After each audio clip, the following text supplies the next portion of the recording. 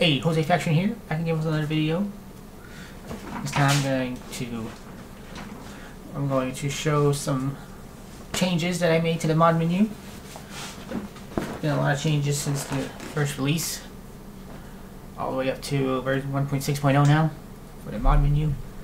So I was going to go over those changes real quick, and then later on show you maybe a quick rundown on how to install the mod in the first place, get things up and running, because a lot of people seem to have problems getting this mod menu to even run once in the game. So let's go ahead and load in here and do a quick little showcase, and then move on to the technical stuff. So here it is. Oh, fat giant screen here. It's a little bit cut off there. I might fix that later, but anyways, this is the state of the menu right now. I kind of darkened it, give more contrast so you can see things in here easier, and I added rename shop, and here I added buttons for each employee that you can have to make them super worker, or if you don't want them to be super anymore, you just put it back to default. Right now I have Zach in here, and my cashier. I don't have anyone else hired at the moment. And you can see the only one hired. So the way this works is when you first open this, there's not going to be anything in here, but once you click a button, you'll get a status that if the button worked, it'll show corresponding status for that button. In this case, for Zach, he is hired, so he's able to go to default when I hit default, and be super worker when I do super worker. So default for now, but the other ones, they aren't hired, so no matter what button we press, we get not hired as a status. This should show you that the cheat has not successfully activated because he is not hired. So it will activate once you hire them. Okay, so we have that set up for everybody, and let's just give a quick demo here of shop renamer. So no matter where you stand, if you just click this, that GUI opens up for renaming the shop. So you can see I'm standing in front, so you can see it actually change up there. But you can do this from anywhere. Doesn't matter where you're standing, and it'll be fine. So you can just rename the shop at any time now, which is cool. Alright, and let's go ahead and turn Zacky Boy here into a super worker. Alright, let's get in here. What do we got? Right. Let's get some supplies so you can check his restock speed. Let's go into the regular one. Hello.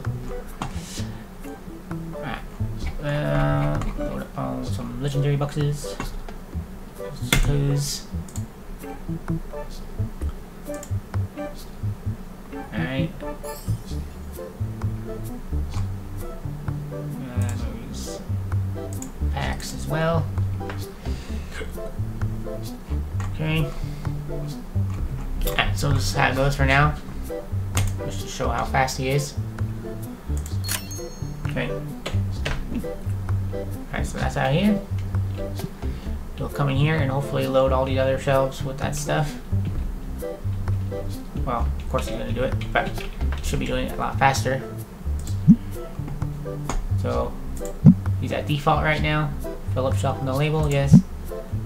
So as you can see, he's kind of slow as fuck.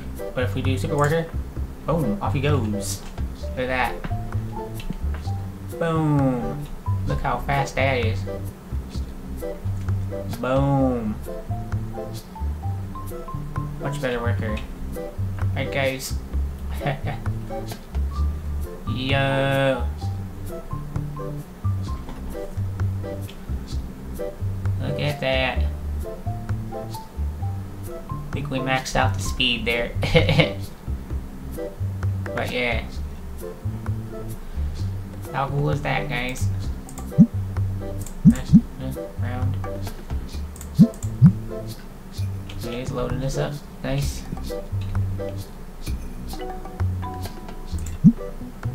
Bam. It do cost a lot. Okay. There he goes. Fast as hell. So yeah. Wow. Now there's nothing left to load up. He's taking a break. And of course, if we send him back to default and tell him to go to counter, be slow again. Back to our normal self. And yeah.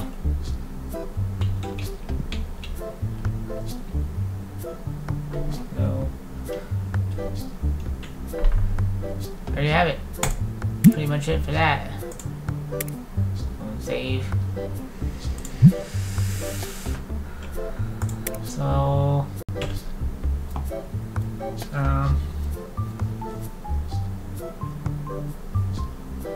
alright, so please stay in Vi for a minute. I'm going to switch over to desktop view and show you one additional feature of the menu here, which is a config file to allow you to choose any hotkey you want for opening and closing the menu.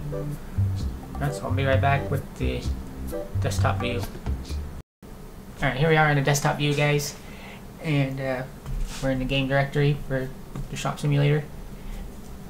And basically, normally you go into the v1.6 plugins. This is where your plugin is going to go. You'll just drop the TCG Menu.dll. You can either drop it directly in the plugins folder or make a folder for the mod. Put it inside if you like. Doesn't matter. Use your preference. Whatever you like. But in here, inside the v1.6 folder, there will be a config folder. And this is the file that we're interested in here.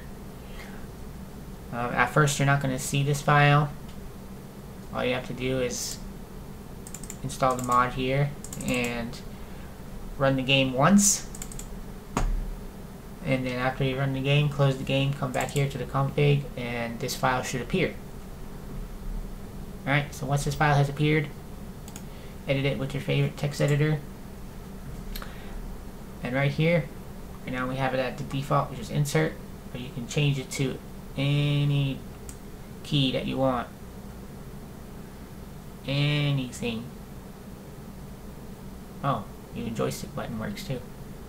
So if you have a controller plugged in, I suppose you could even map it out to be a button on your controller. But anyways, just any of the keyboard things works as well. Probably what you want mostly. If you don't have an insert key, just pick like an F key or something. These are more commonly used for this sort of thing. But anyways, there you go. All the values are listed. Just edit this right here. After you edit that, then save, and you're good to go. You have your own custom hotkey to open and close the menu with. Now, if you're having problems getting the mod to run at all, sometimes what you need to do is come in here to the v1.6 config, edit this, change this line to true. It'll be false here if you've never opened this file before. So what you want to do is set this to true. Okay, that should solve any issues with getting the mod to run. So if you've done all this and everything matches what I just showed you, if all this looks the same on your screen, then it should run fine and you should be able to have your custom hotkey running. Alright, so we'll end the video here, guys. And like this video if you like this content. Hit subscribe if you want to see more of this cool hacking modding content. And as always, I'll see you all next time.